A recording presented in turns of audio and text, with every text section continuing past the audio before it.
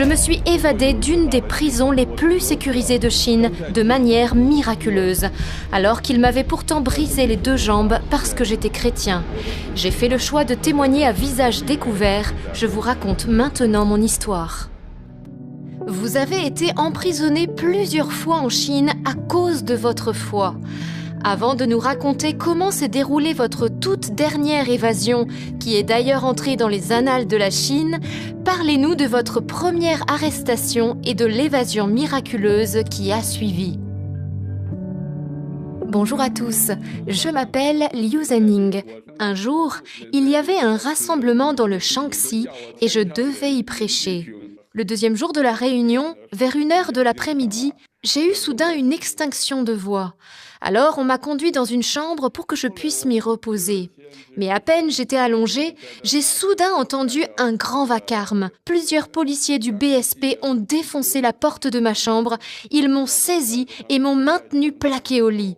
Un officier s'est carrément assis sur moi, me coinçant sous son poids, et avec ses mains, il m'étranglait à la gorge. 2 autres policiers du BSP ont alors pris une corde et m'ont attaché solidement les bras dans le dos. Un des policiers remarqua une grande croix en bois rouge pendue au mur. Alors, avec un rire méprisant, le policier a décroché la croix du mur et me l'a attachée sur le dos avec les cordes. Puis, ils se sont mis à me donner sauvagement des coups de pied. Les coups pleuvaient sur mes jambes, mes bras, ma poitrine et mes côtes.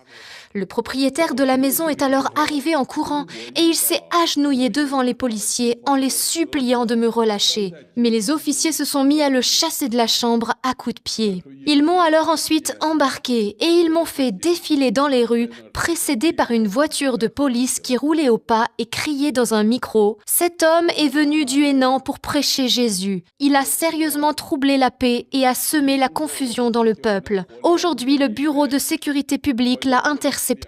Il sera sévèrement puni. » Beaucoup de personnes observaient la scène, certains étaient émus.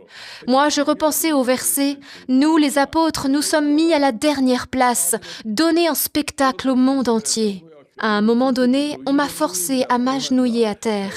Et devant les personnes présentes, les policiers ont recommencé à me tabasser à coups de poing et coups de pied. J'avais le visage en sang. La douleur était insupportable et j'ai failli m'évanouir.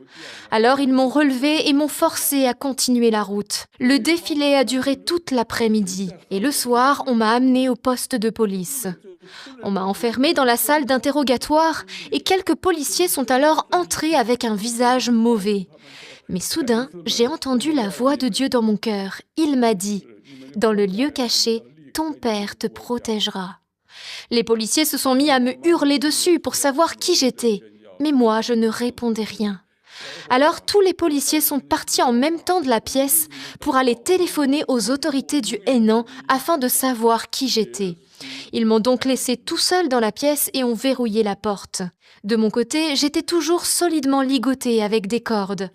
J'ai commencé à observer autour de moi, mais la porte était de fer et il y avait des barreaux de fer aux fenêtres, donc je n'avais aucune chance de m'échapper. Mais à cet instant, j'ai entendu à nouveau la voix de Dieu. Il m'a dit « Le Dieu de l'apôtre Pierre est ton Dieu. » Et au même moment, la corde qui me retenait les bras dans le dos s'est cassée net, toute seule. C'était fou. J'ai tout de suite repensé à ce passage de l'Écriture où Pierre avait pu s'évader grâce à un ange qui lui avait ouvert les portes de la prison. Alors je me suis décidée de tenter l'évasion. Je suis allée vers la porte et là, la porte s'est ouverte. Ça m'a remplie de foi et de courage. Je suis donc sortie dans la cour et j'ai commencé à marcher. J'arrêtais pas de me dire que le sang de Jésus me protégeait. En observant rapidement les lieux, j'ai remarqué que les grilles d'entrée étaient fermées. La seule façon de m'enfuir était donc de sauter par-dessus le mur d'enceinte. Mais le problème, c'est qu'il était en ciment. Il mesurait environ 2,50 m de haut et il y avait sur le haut du mur des morceaux de verre coupant incrustés. En plus, j'allais découvrir que de l'autre côté du mur, il y avait une fosse septique large de 3 mètres. Mais comme le temps pressait et que les policiers risquaient d'arriver d'un moment à l'autre, j'ai supplié Dieu de m'aider et de guérir mon corps meurtri. Et puis, j'ai commencé à escalader le mur. Ce qui s'est passé ensuite est impossible d'un point de vue humain. Mais Dieu m'est témoin que je vous dis la vérité. J'étais à ce moment-là épuisée, j'étais affamée et j'arrivais difficilement à bouger tant mon corps me faisait mal. Mais quand j'ai commencé à grimper le long du mur, là, j'ai senti comme une main invisible qui m'a soulevée. Elle m'a fait passer par-dessus le mur et m'a redéposée par-delà la fosse septique. C'est inimaginable pour l'esprit humain, mais c'est ce qui est réellement arrivé. Oui, c'était totalement surnaturel.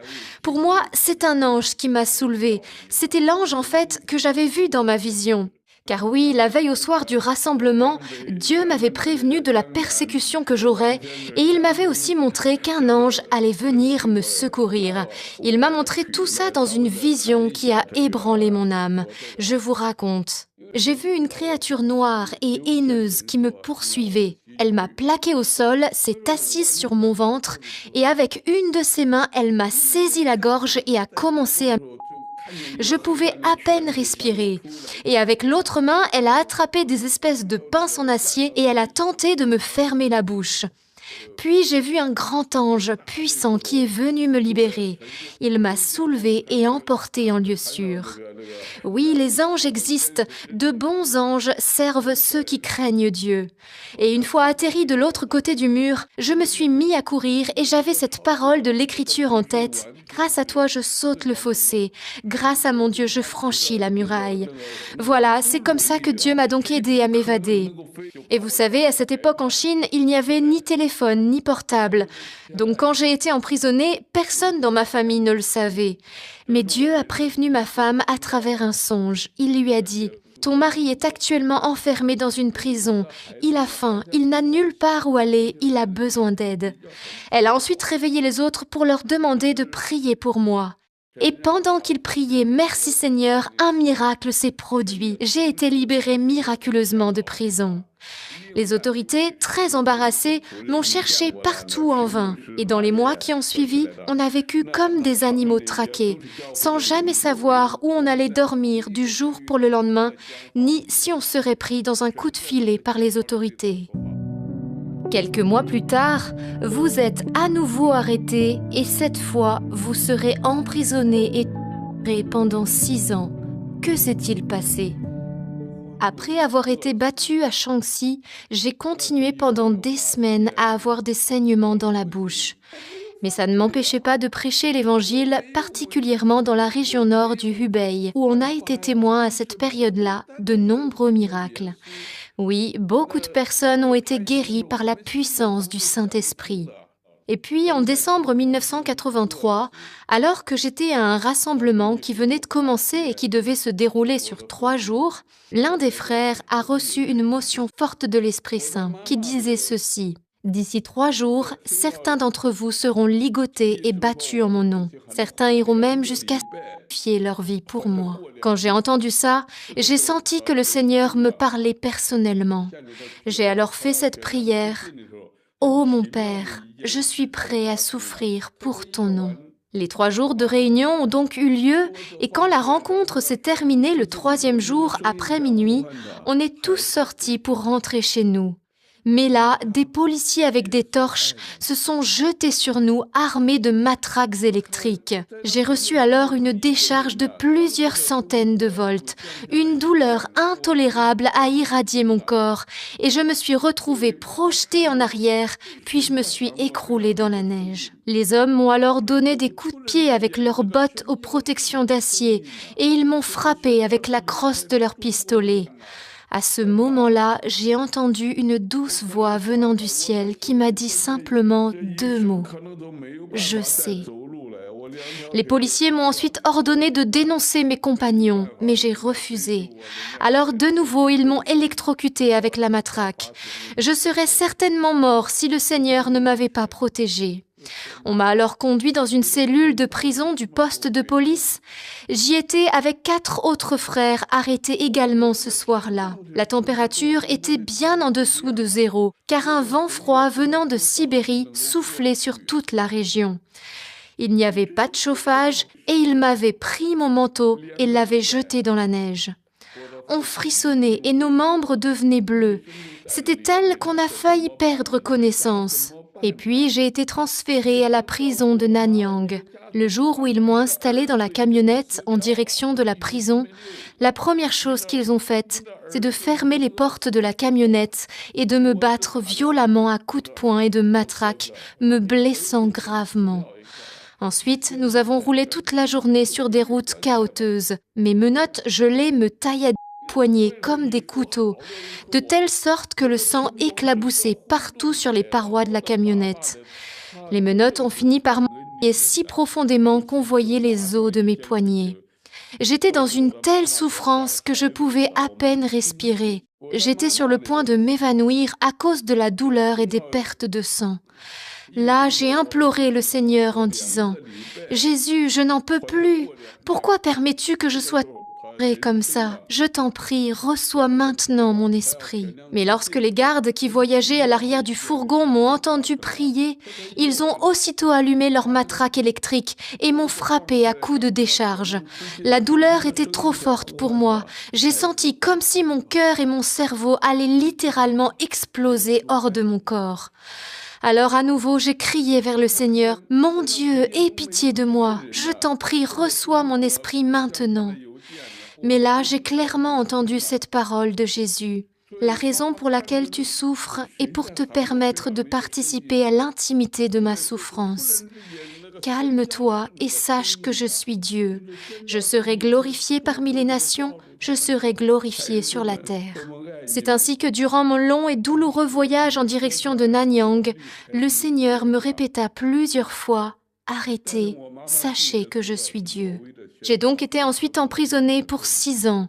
En prison, on endurait tous de terribles passages à tabac et pour le Seigneur. Nos tortionnaires utilisaient des instruments de torture variés, y compris des fouets et des chaînes. Ils m'électrocutaient encore et encore. Ils me tiraient les paupières, les lèvres, les oreilles et d'autres parties de mon corps pour m'humilier. Mais je sais que le Seigneur n'a pas permis que j'éprouve une douleur aussi intense que celle que j'aurais dû normalement ressentir. Parfois aussi, le Seigneur me prévenait à l'avance des tortures que j'aurais à subir, comme cette fois où j'ai eu la vision d'un grand essaim de frelons venimeux, de vipères, de scorpions et de 1000 pattes. Ils m'attaquaient avec des morsures douloureuses. C'était une douleur insupportable. Eh bien, le lendemain, un médecin a utilisé des aiguilles qu'il a enfoncées sous mes ongles. Ce fut la souffrance la plus atroce que j'ai jamais ressentie. J'hurlais comme un animal blessé. Le frère qui m'attendait dehors pour me ramener jusqu'à ma cellule, il m'a entendu crier et il s'est mis à prier pour moi. De retour à ma cellule, il s'est écroulé face contre terre et a sangloté de manière incontrôlable. Il a ensuite expliqué aux autres détenus de la cellule ce qui s'était passé et tout le monde a eu pitié de moi. Même ces criminels endurcis avaient les larmes aux yeux en entendant ce qui m'était arrivé. Et encore aujourd'hui, quand je pense à ces expériences, mon esprit et mon corps tremblent. À l'époque, je rêvais de mourir pour ne plus avoir à endurer cette souffrance. Souvent, je méditais la parole de Dieu. Je pensais aux mots de Pierre. Insulté, il ne rendait pas l'insulte.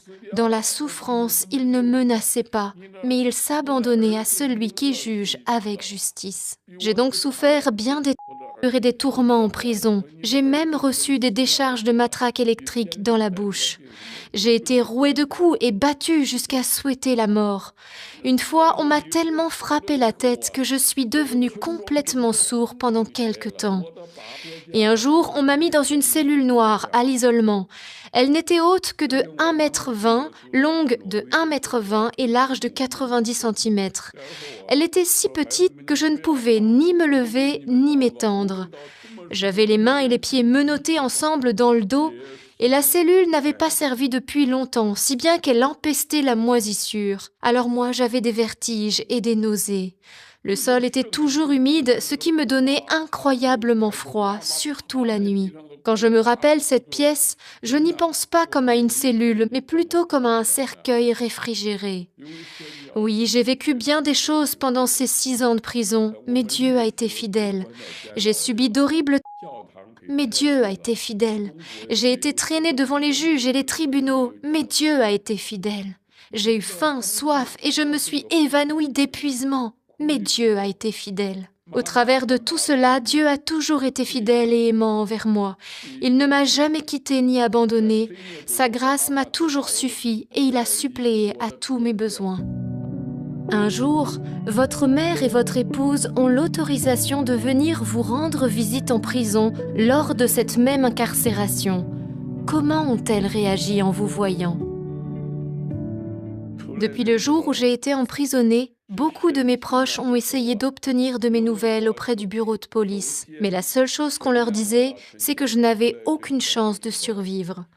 Personne n'avait le droit de me rendre visite. Mais une fois, grâce à Dieu, j'ai reçu la visite de ma mère, ma femme, ma sœur et d'autres croyants.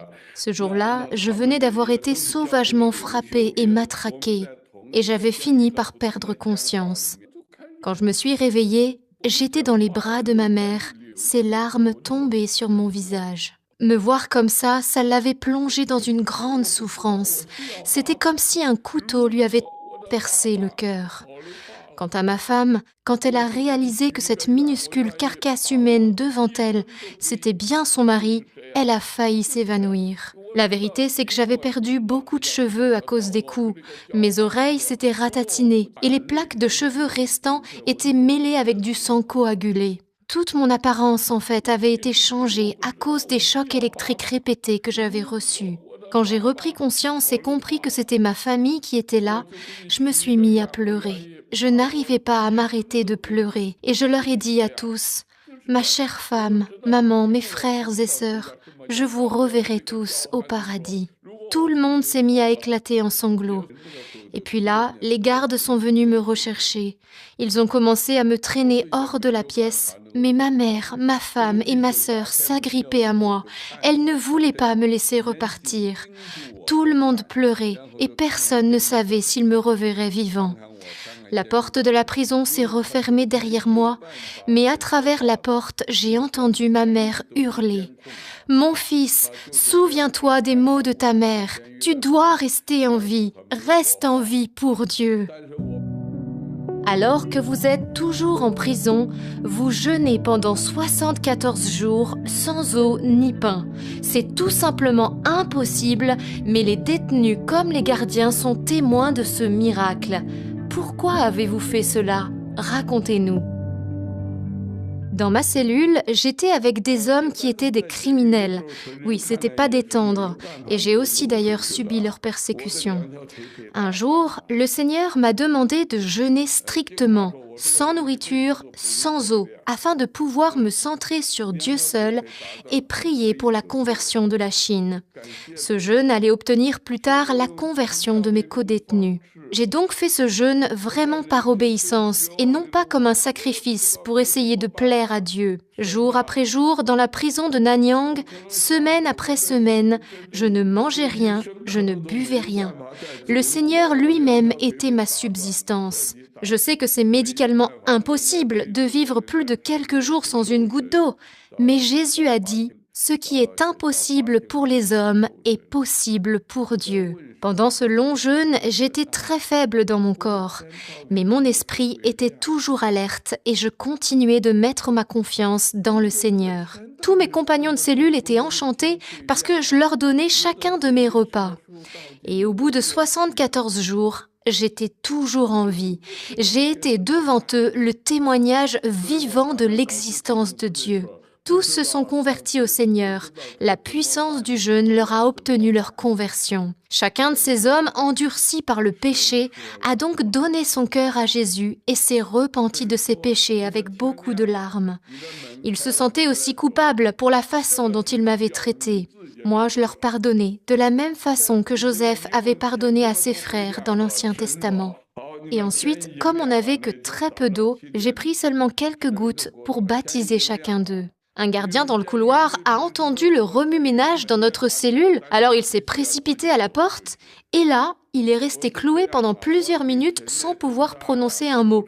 Il était complètement choqué par ce qu'il voyait. En fait, toute l'atmosphère de notre cellule avait radicalement changé. Ces hommes endurcis étaient devenus bons, et doux. Auparavant, c'était la haine et l'égoïsme qui régnaient dans notre cellule.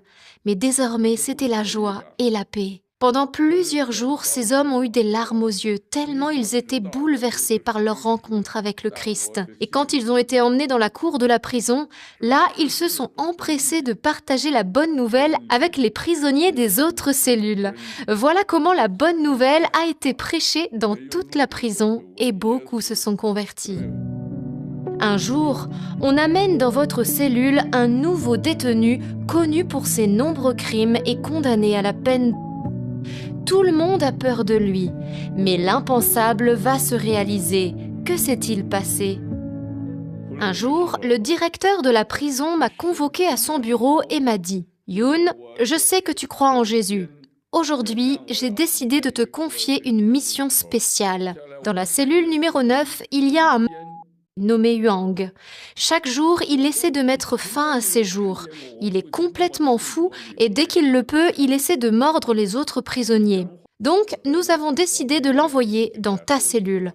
À partir de maintenant et jusqu'au jour de son nous voulons que tu veilles sur lui et que tu t'assures qu'il ne se fasse aucun mal ni aux autres prisonniers. Si jamais tu manques de vigilance et qu'il lui arrive quoi que ce soit, nous t'en tiendrons pour pleinement responsable. » Quand j'ai entendu cette nouvelle, j'ai immédiatement senti que Huang était une âme précieuse que le Seigneur me confiait, parce qu'il voulait le sauver. Donc, de retour à ma cellule, j'ai annoncé la nouvelle à mes compagnons.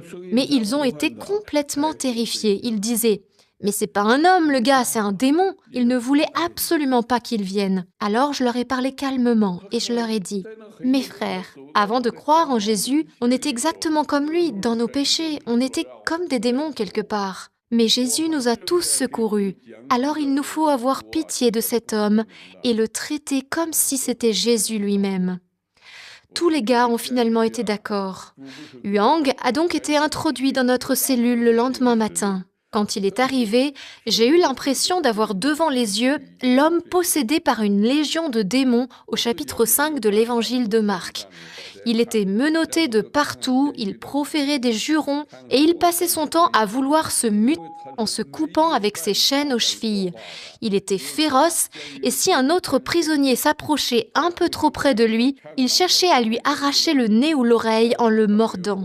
Même s'il était bien ficelé, Huang passait son temps à sauter, si bien qu'il se blessait avec ses chaînes et que les os blancs de ses chevilles en venaient à être visibles sous la peau. Il n'avait que 22 ans. Dans la cellule où il était avant, les prisonniers l'avaient traité comme un animal, en lui donnant des coups de pied, des coups de poing, et ils avaient carrément refusé de l'alimenter pendant quelque temps. Une fois, Huang avait été tellement en souffrance et désespéré qu'il avait attendu que plus personne ne le regarde pour frapper violemment sa tête contre le mur dans une tentative de suicide. Il avait survécu, mais la marque sur le mur était restée. Alors, quand Huang est arrivé chez nous, il a tout de suite remarqué que l'ambiance était différente. Chacun de nous lui a témoigné de l'amour et de la compassion. On a soigné ses blessures et au repas, plusieurs fois on a pris sur notre propre nourriture pour la lui donner. Si bien qu'un jour, le cœur de pierre de Huang s'est brisé. Il s'est mis à pleurer et il a dit « Pourquoi m'aimez-vous à ce point ? Je suis un et haï de tous les hommes. Même ma propre famille m'a renié. » Il nous a ensuite raconté son histoire. Adolescent, il était tombé dans l'alcool et avec un ami, il s'amusait à piller des magasins, assassiner des innocents et violer des femmes. Et puis un jour, les deux amis complètement saouls ont fini par faire un pacte de suicide. Ils ont décidé de voler 2 sacs de dynamite du magasin de la centrale où Huang travaillait. Il y avait 8 kilos d'explosifs dans chaque sac. Et ils ont mis au point un plan horrible. Ils devaient se battre entre eux jusqu'à la mort de l'un d'eux. Et alors, le survivant ferait exploser la dynamite. Mais quand Huang a frappé mortellement, il a paniqué et il s'est enfui pour passer le reste de son temps dans la débauche, le Quand il s'est finalement retrouvé en prison, son père lui a envoyé une chemise où il était écrit au dos « Je ne veux plus te voir à partir de maintenant, mais je te verrai à ton Quand Huang a fini de raconter son histoire, j'étais bouleversée. Je lui ai proposé le baptême, ce qu'il a accepté. À partir de là, Huang a changé radicalement. Il s'est mis à chanter à plein poumon dans la cellule. Il faut dire que Huang n'avait rien à perdre parce qu'il devait de toute façon être bientôt exécuté. Notre cellule est donc devenue un véritable centre de louanges. Beaucoup de prisonniers des autres cellules étaient touchés par les paroles des chants qu'ils entendaient. Dans les derniers jours de sa vie, Huang était très calme et il souriait aux autres prisonniers. Le matin de son exécution, juste avant qu'il soit conduit sur le lieu du supplice, il s'est jeté dans mes bras et il a crié « Je te verrai au ciel !» Ils l'ont ensuite emmené et lui ont tiré une balle derrière la tête. J'ai entendu le coup de feu qui a envoyé Huang dans les bras de Jésus. Lors de votre deuxième incarcération, dans un camp de travail forcé cette fois-ci, Jésus opère à travers vos mains de nombreux miracles, au point que vous devenez célèbre et que même les responsables du camp demandent vos soins. Racontez-nous. Quand je me suis retrouvée au camp de travail de Da'an, là-bas, je n'étais pas comme en prison, mais les conditions de vie n'en étaient pas moins difficilement vivables. Là-bas, j'avais trouvé une tactique pour évangéliser discrètement les prisonniers. J'allais vers les prisonniers malades et je leur proposais de les masser. Et comme ça, pendant que je les massais, je leur partageais secrètement l'évangile et je priais pour leur guérison. Beaucoup ont été touchés et guéris dans leur corps. Et puis un jour, le directeur du camp m'a convoqué. J'avais un peu peur, mais en fait, il était avec la directrice de la clinique médicale. Cette femme m'a dit « J'ai entendu dire des autres prisonniers et des gardiens que vous êtes un masseur très doué. Mon père a eu un AVC dû à une leucémie. Maintenant, la moitié de son corps est paralysée. Un spécialiste nous a conseillé le massage pour alléger ses souffrances. Alors, comme votre réputation de masseur est parvenue à mes oreilles, j'ai demandé à votre supérieur l'autorisation de vous sortir de prison pour que vous veniez à la maison masser mon père. Je suis donc allée dans cette maison et j'ai imposé les mains à l'homme et à sa femme tout en les encourageant avec des paroles de joie et d'espérance. Eh bien, le vieil homme a été complètement guéri. Peu de temps après, il pouvait de nouveau monter et descendre les escaliers. C'était remarquable pour un homme qui avait été paralysé par un AVC. Cet homme a été tellement touché qu'il n'a pas pu s'empêcher de témoigner partout de sa guérison. Et la nouvelle s'est répandue jusqu'au secrétaire du comité politique du camp de travail. Cet homme a dit « Si c'est vrai que grâce à son massage, Yun a guéri cet homme, alors il faut qu'on l'envoie à l'école de massage de Luoyang pour qu'il reçoive là-bas une formation poussée. Étant donné que je n'avais pas un sou en poche, la prison a même décidé de prendre en charge toutes mes dépenses pour que je puisse aller à l'école. Et c'est comme ça que 3 matins de suite, une voiture de police du camp de travail m'a conduit à la ville de Luoyang à une distance d'environ 70 km. Après avoir reçu la formation, j'ai rapidement été promue à la clinique médicale auprès de la doctoresse elle-même. Je me suis donc mis à masser des centaines de personnes et bien sûr, je n'oubliais pas de leur faire part de l'évangile, même à certains cadres de haut niveau du Parti communiste. Vous sortez de prison et reprenez votre mission d'évangélisation en secret. Mais 3 ans plus tard, en mars 1997, vous êtes arrêté de nouveau et cette fois, vous êtes incarcéré dans une prison haute sécurité. Là-bas, vous allez vivre la plus spectaculaire évasion de votre vie et vous devenez le premier en Chine à avoir pu vous évader de ce lieu. En mars 1997, il y a eu un rassemblement de responsables chrétiens organisé dans la ville de Zhengzhou. Je me suis donc mis en route et une fois arrivé en bas de l'appartement, là j'ai appelé pour savoir si frère Xu était déjà arrivé. Une voix que je ne connaissais pas m'a répondu. Elle m'a dit « Oh, montez, je vous en prie, montez !» Alors j'y suis allée, la porte de l'appartement était déjà entr'ouverte. Je me suis faufilée, mais aussitôt, je suis tombée nez à nez sur une rangée d'armes à feu pointées directement sur nous. Les policiers s'étaient en fait cachés dans l'appartement avant même notre arrivée et ils nous attendaient. Alors ils ont aussitôt enlevé nos ceintures et nous ont lié les mains derrière le dos. Moi, je n'avais qu'une idée en tête, m'échapper. J'ai tout de suite reculé jusqu'à la fenêtre, je l'ai ouverte en une seconde et j'ai sauté en hurlant « Fuyez !» Mais hélas, j'étais loin de me douter qu'une dizaine de policiers montaient la garde sous la fenêtre. Alors, quand je me suis écrasée maladroitement sur le sol, les policiers m'ont tout de suite sauté dessus. Ils m'ont plaqué au sol et ont commencé à me tabasser méchamment. Ils se sont mis à me piétiner avec leurs grosses bottes. Ils piétinaient mes jambes, ma poitrine, mes bras. Ils me tiraient aussi les cheveux et me battaient avec leurs pistolets. J'ai senti mes os se briser net sous la violence de leurs coups. Moi, tout ce que j'ai pu faire, c'est me rouler en boule et essayer de ne penser qu'à Jésus. À la fin, ils ont sorti leur matraque électrique et m'ont tiré avec des décharges. J'ai fini par perdre conscience. Vous savez, l'épisode a été si brutal que c'est un miracle que je sois restée en vie. Plus tard, les mots du psalmiste me sont venus à l'esprit. Sans le Seigneur qui était pour nous quand des hommes nous assaillirent, alors ils nous avalaient tout vivants dans le feu de leur colère. Les autorités ont filmé et photographié mon arrestation. La nouvelle a fini par filtrer hors de la Chine et s'est même répandue dans le monde entier. Lorsque je me suis retrouvée devant le juge à mon audition, le juge m'a dit « Yoon, j'en ai assez de vous. Depuis de nombreuses années, vous vous opposez à notre gouvernement et instaurez le chaos dans notre société. Vous avez échappé à la garde en de nombreuses occasions. Dites-moi, Yoon, si l'occasion se présentait encore une fois de vous échapper, est-ce que vous le feriez ?» J'ai répondu honnêtement. « Monsieur le juge, je ne vais pas vous mentir.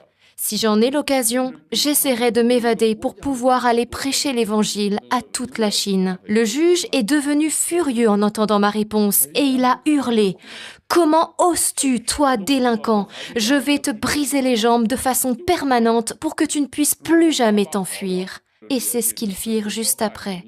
Ils m'ont brisé de jambes à coups de matraque. J'ai ressenti une souffrance atroce qui a déferlé au travers de mon corps et de mon esprit.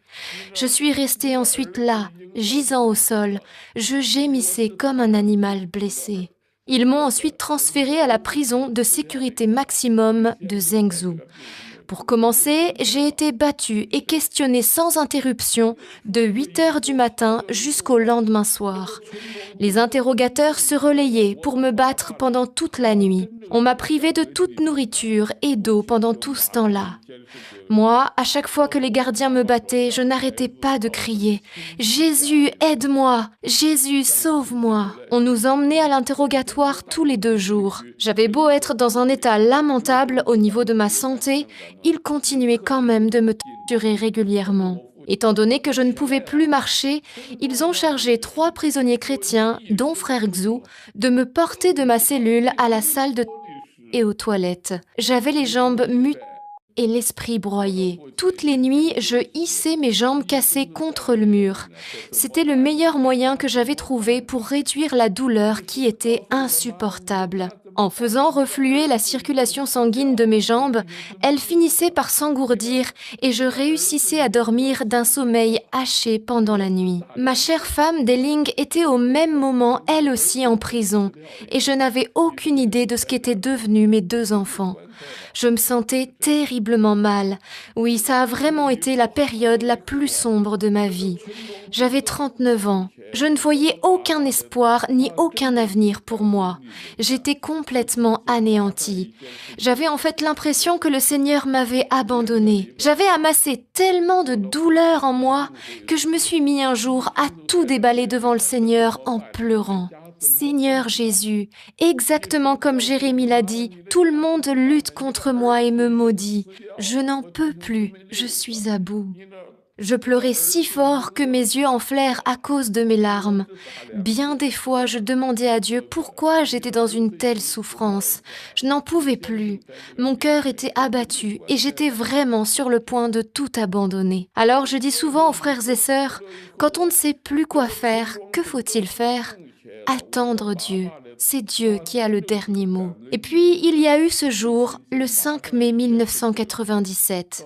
Ce jour-là, dans ma cellule, Dieu m'a parlé. Un verset biblique est soudain venu à mon esprit. Il disait « Ils te combattront, mais ils ne pourront rien contre toi, car je suis avec toi pour te sauver et te délivrer, oracle du Seigneur. Je te délivrerai de la main des méchants, je t'affranchirai de la poigne des violents. » À peine j'avais reçu ce verset qu'une vision puissante m'a été donnée. J'étais tout à fait éveillée et j'ai alors vu ma femme Diling qui était sortie de prison. Elle se tenait devant moi exactement comme je vous vois maintenant. Elle m'a dit « La porte de la prison est déjà ouverte. Pourquoi restes-tu là sans bouger? Lève-toi et pars. » Avant que j'aie pu répondre quoi que ce soit, la vision s'est arrêtée. Immédiatement, j'ai compris que c'était une vision du Seigneur et qu'il fallait que j'essaie de m'évader. Mais moi, j'ai eu du mal à croire. J'ai commencé à contester et à argumenter avec Dieu. « Mais Seigneur, ce n'est pas possible de s'évader, c'est une prison et mes jambes sont en miettes depuis 6 semaines maintenant. » Mais le Seigneur m'a répondu « Moi, je suis fidèle. » Alors, je me suis décidée à appeler le gardien. Il est venu à ma porte et m'a demandé ce que je voulais. Je lui ai dit « J'ai besoin d'aller aux toilettes immédiatement. » Il a alors ouvert ma cellule et comme c'était la tâche de frère Xu de me transporter, il est parti aussi lui ouvrir. Nos cellules étaient côte-côte. Chaque fois qu'on autorisait les prisonniers à sortir de leur cellule, un portail en fer situé au bout du couloir était automatiquement verrouillé pour rendre toute évasion impossible. Oui, on était normalement toujours complètement enfermés.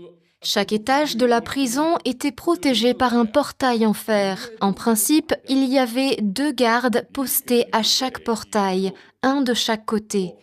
Et donc, pour parvenir à sortir de prison, j'aurais donc à passer par les 3 portails des 3 étages, plus les 2 extérieurs, soit 5 portails au total. Frère Xu est donc venu à ma porte pour me transporter aux toilettes. Mais là, il s'est mis à me fixer dans les yeux. Puis il a regardé la porte de la prison. Il m'a regardé, puis il a de nouveau regardé la porte de la prison. En fait, il ne pouvait pas parler parce qu'il y avait des caméras partout. Alors, il a juste fait ça. Il me regardait, puis il regardait la porte. Il a fait ça plusieurs fois. Il n'a rien dit, mais nous nous sommes compris. Je savais qu'il était en train de me dire « Tu dois t'évader ». Tu dois t'enfuir. Et ensuite, il a regagné sa cellule. C'était une confirmation de plus. J'étais maintenant persuadée que Dieu me demandait de m'évader. Il me l'avait dit par 3 canaux différents, par sa parole, par la vision reçue et maintenant par frère Xu. Alors, moi, j'ai commencé à prier. « Seigneur, tu m'as montré que je dois essayer de quitter cette prison. Je vais donc t'obéir et tenter de m'évader. Mais je sais que si un prisonnier tente de s'échapper, les gardiens ont le droit de lui tirer dessus sans hésitation. Donc, accueille d'avance mon âme dans ta demeure éternelle. Amen. » Et je me suis mis en marche. J'ai appris que quand le Seigneur nous dit de faire quelque chose, ce n'est pas le moment de discuter ou de raisonner. Quand on est sûr que Dieu nous demande d'agir, comme je l'étais à ce moment-là, alors il faut être dans une obéissance aveugle.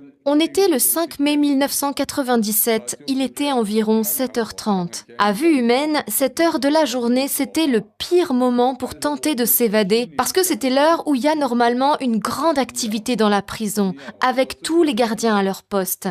J'ai donc traîné les pieds hors de ma cellule et je me suis dirigée vers le portail verrouillé du couloir. Mon esprit était centré uniquement sur l'obéissance à Dieu. Je regardais droit devant moi et je priais intérieurement à chaque pas que je faisais. Et alors regardez bien ce que Dieu a fait. Au moment précis où j'ai atteint le portail, un de mes frères, Musheng, était de l'autre côté en train de revenir à sa cellule. Le gardien qui l'accompagnait lui a alors ouvert le portail et il allait le raccompagner jusqu'à sa cellule, mais un téléphone a sonné dans un bureau plus loin dans le couloir. Alors, le gardien a fait demi-tour et il a couru pour aller y répondre. Le timing du Seigneur était parfait. Au moment où Musheng franchissait le portail, je lui ai tout de suite dit « Attends, tiens-moi la porte » et j'ai franchi le portail sans même ralentir le pas. Quand il m'a vu passer, Musheng a murmuré tout étonné « Tu pars, frère Yun ? T'as pas peur de mourir ?» Moi, j'ai continué d'avancer sans m'arrêter et rapidement, je suis arrivée au bout du couloir. Là, j'ai remarqué un balai appuyé contre le mur de l'escalier. Je l'ai pris et j'ai commencé à descendre les escaliers avec le balai en main jusqu'au 2e étage. Je me suis retrouvée alors devant le 2e portail de fer qui était déjà entrouvert. Un garde armé était par contre posté à son bureau juste à côté du portail. À ce moment précis, l'Esprit Saint m'a dit « Va maintenant, le Dieu de l'apôtre Pierre est ton Dieu ». J'ai donc avancé vers le portail. C'était incroyable. Le gardien avait beau avoir le regard tourné dans ma direction, il n'a pas remarqué ma présence. Il n'a pas bougé. Il regardait à travers moi comme si j'étais parfaitement invisible. Il n'a donc rien dit et j'ai franchi ce 2e portail sans me retourner. J'avais quand même très peur parce que je savais qu'on pouvait me tirer dans le dos à tout moment. Alors, tout en marchant, je continuais de dire silencieusement à Jésus de se tenir prêt à recevoir mon esprit d'une minute à l'autre. J'ai continué à avancer.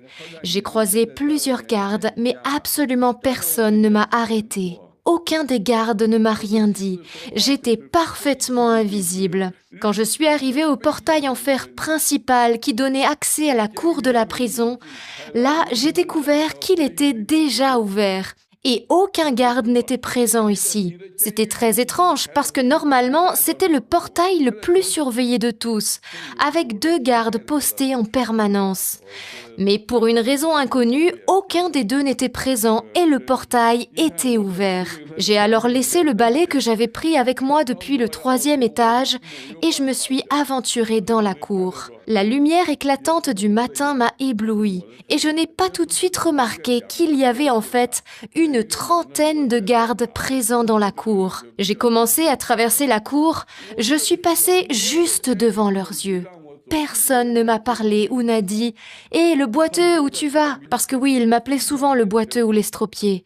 Non, personne ne m'a arrêté.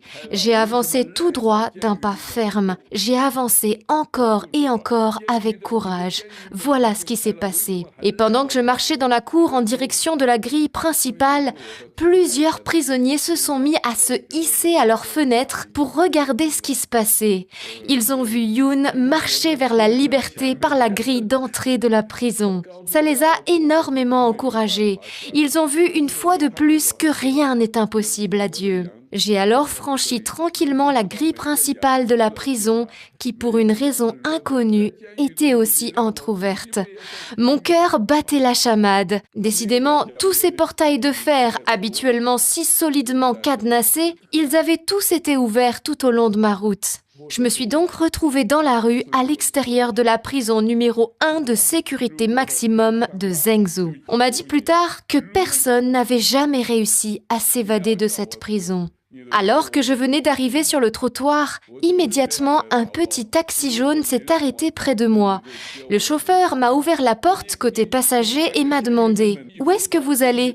Je suis vite montée et je lui ai dit « Je dois aller à mon bureau le plus vite possible. S'il vous plaît, conduisez vite. » J'ai donné au chauffeur l'adresse d'une famille chrétienne que je connaissais à Zhengzhou et nous avons quitté la prison. Je lui ai dit que si jamais on tombait sur un embouteillage, il fallait qu'il le contourne parce que j'étais très pressée. J'avais l'impression d'être dans un rêve éveillé. J'étais pas sûre que toute cette histoire se passait réellement. Mais là, j'ai entendu la voix de Dieu qui m'a dit « Je suis fidèle et véritable. Quand j'ouvre une porte, personne ne peut la refermer. » Je ne le savais pas encore à ce moment-là, mais lorsqu'on a commencé à s'éloigner de la prison en voiture, le gardien du 3e étage a terminé son coup de fil. Il a aussitôt remarqué que je n'étais plus dans ma cellule. Il a commencé à me chercher partout en appelant « Estropié, t'es où ?» Au début, il était assez décontracté en me cherchant, mais plus le temps passait, plus il est devenu anxieux. Au bout de 5 minutes environ, il a sonné l'alarme, et toute la prison a alors été en effervescence à cause de mon évasion. Pendant ce temps-là, moi, j'arrivais à l'adresse indiquée. J'ai demandé à mon chauffeur d'attendre pendant que j'allais emprunter de l'argent pour pouvoir le payer. J'ai grimpé les escaliers jusqu'à l'appartement au 3e étage et j'ai sonné 2 fois à la porte. Une des filles de la famille a regardé au travers du trou de sécurité dans la porte et elle m'a reconnue immédiatement. Elle a dit tout excitée « Oh, frère Youn, vous êtes sorti de l'hôpital !» C'était le mot qu'on utilisait pour parler secrètement de la prison. Je lui ai répondu « Oui, c'est ça, j'ai quitté l'hôpital, mais pas selon la procédure habituelle. Est-ce que vous pouvez s'il vous plaît me prêter un peu d'argent pour que je puisse payer mon taxi ?» Elle était si excitée de me voir qu'elle a oublié de m'ouvrir la porte. Elle a fini par revenir et elle m'a donné la somme nécessaire. J'ai dégringolé l'escalier jusqu'au chauffeur qui m'attendait et je l'ai payé. Cette précieuse famille chrétienne m'a ensuite accueillie chaleureusement dans son foyer. Une des filles m'a expliqué « Toute l'Église a prié et jeûné pour vous et vos collaborateurs pendant plus d'1 semaine. Hier, l'Esprit Saint a dit à ma mère « Je vais libérer frère Youn et le premier endroit où il s'arrêtera sera votre maison. Il y restera peu de temps et priera avec vous. » Mes parents nous ont prévenus qu'il fallait s'attendre à vous voir arriver d'ici peu. Alors, on vous a préparé une cachette. Personne ne connaît l'endroit en dehors de nous. Ma mère a déjà préparé des provisions et des vêtements pour vous. Mais venez d'abord vous changer et puis on vous conduira là-bas. Nous avons prié ensemble et rapidement je suis partie avec le vélo que la famille m'a donné. Un membre de la famille m'a aussi accompagnée. Il s'est assis à l'arrière du vélo pour m'indiquer le chemin vers ma cachette. Vous avez réussi à vous évader alors que vous aviez les 2 jambes brisées depuis plusieurs semaines. Jésus vous a donc guéri miraculeusement de vos jambes. À quel moment avez-vous pris conscience de cette guérison ? En fait, c'est quand j'ai commencé à pédaler sur le vélo que j'ai pris conscience pour la première fois que le Seigneur avait guéri mes jambes. C'était incroyable. Jusque-là, en fait, j'avais été tellement concentrée sur l'obéissance que je devais avoir envers Dieu que je n'avais absolument rien remarqué. À aucun moment, je n'ai ressenti une puissance de guérison. Depuis le jour où mes jambes avaient été brisées jusqu'à mon évasion, mes jambes étaient restées noires et complètement inutilisables. Je ne pouvais même pas me tenir debout, encore moins marcher. Le maximum que je pouvais faire, c'était de ramper sur une courte distance en m'accrochant au mur. Frère Moucheng m'a dit plus tard que quand il m'avait croisé au 3e étage, je marchais normalement. Donc, le Seigneur a guéri mes jambes pendant que j'étais encore dans ma cellule. C'est un vrai miracle, rien n'est impossible à Dieu. Vous roulez donc en vélo jusqu'à la cachette prévue et évitez un nombre impressionnant de policiers déployés dans toute la ville pour vous retrouver. Dieu ira même jusqu'à vous protéger des chiens policiers qui flairaient votre trace. Comment Dieu a-t-il fait cela ? La police me cherchait partout. Ils avaient déjà eu le temps de dresser des barrages sur toutes les routes principales. Alors, mon accompagnateur m'a fait prudemment emprunter de petites ruelles. La prison a déployé le gros arsenal pour me retrouver. Des amis chrétiens m'ont raconté plus tard qu'ils avaient vu un reportage au journal télévisé le soir même de mon évasion et dedans ils expliquaient que 3 organisations, la police de sécurité, le bureau de la sécurité publique et des soldats de l'armée de libération du peuple, ces 3 organisations avaient été mobilisées pour me retrouver. Ils fouillaient chaque maison de Zhengzhou en faisant du porte-à-porte. Ils avaient installé des barrages à toutes les intersections principales et ils fouillaient chaque véhicule. Des policiers étaient déployés à tous les arrêts de bus, aux gares et à l'aéroport. Et même, ils avaient des chiens policiers pour essayer de retrouver ma trace. Mais grâce à Dieu, tous leurs efforts ont été vains parce qu'au moment même où j'atteignais ma cachette, une pluie torrentielle s'est mise à tomber, accompagnée d'un vent violent. Une grosse tempête, en fait, s'est soudain levée sur la ville de Zhengzhou et elle a ainsi empêché les chiens de flairer ma trace. Moi, j'étais bien en sécurité dans le refuge secret du Seigneur. Cette chère famille a ensuite pris soin de moi comme si j'étais un ange du ciel. Ils ont posté un membre de la famille à l'extérieur de ma porte nuit et jour pour me garder. Je m'émerveillais de la bonté et de la fidélité de Dieu envers moi. Jusqu'à aujourd'hui, je considère mon évasion comme l'expérience la plus extraordinaire de ma vie. 4 mois plus tard, le 28 septembre 1997, vous tentez de quitter la Chine par avion. Mais en présentant votre passeport à la douane, on remarque que ce n'est pas le vôtre. Là encore, la main de Dieu opère un miracle. Que s'est-il passé? Un matin, pendant la prière, Dieu m'a parlé et m'a dit: « Je vais t'envoyer dans un lieu nouveau. Tu ne comprendras pas un seul mot de leur langue.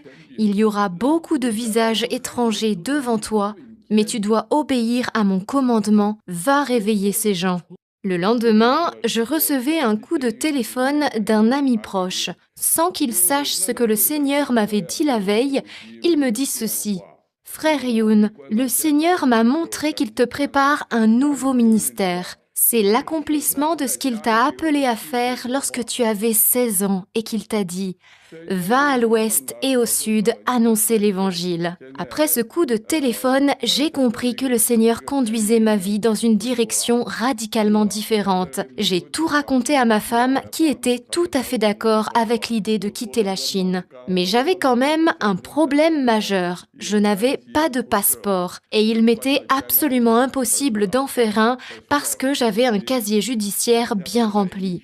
Eh bien là encore, Dieu est venu à mon aide, car peu de temps après, lors d'une rencontre avec des frères chrétiens, un homme d'affaires touché par mon histoire a senti que le Seigneur lui demandait de me donner son propre passeport.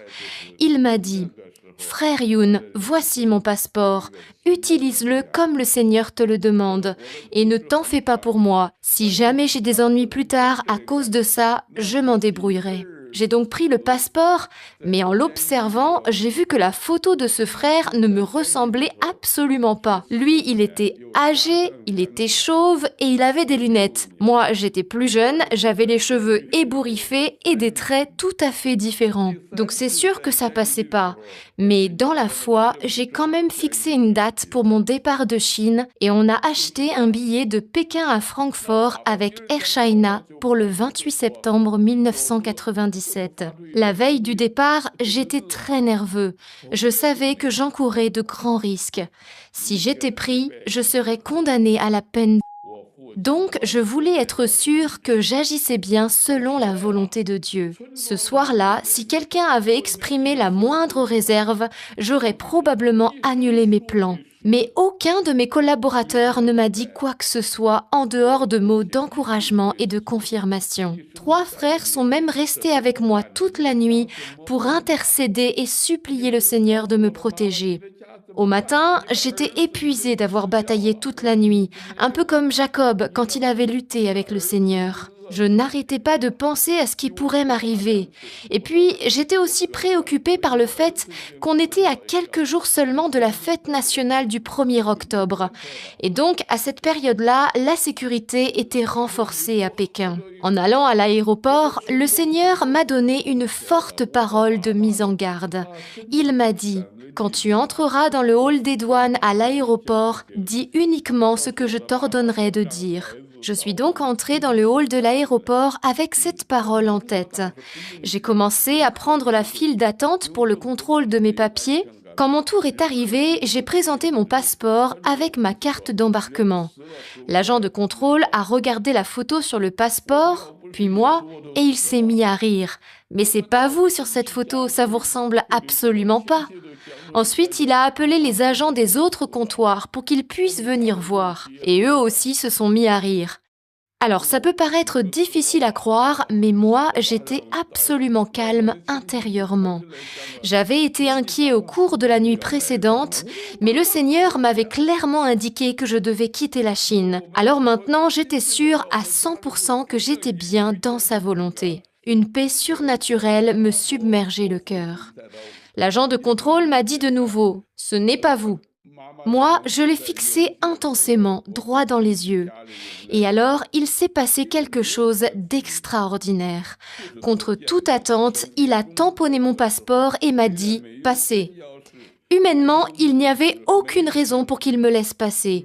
Tout ce que je peux dire, c'est que le Seigneur était le maître de la situation et il l'a influencé pour qu'il fasse la volonté de Dieu. Quelques minutes plus tard, j'ai embarqué et 10 heures plus tard, mon avion a atterri à Francfort, en Allemagne.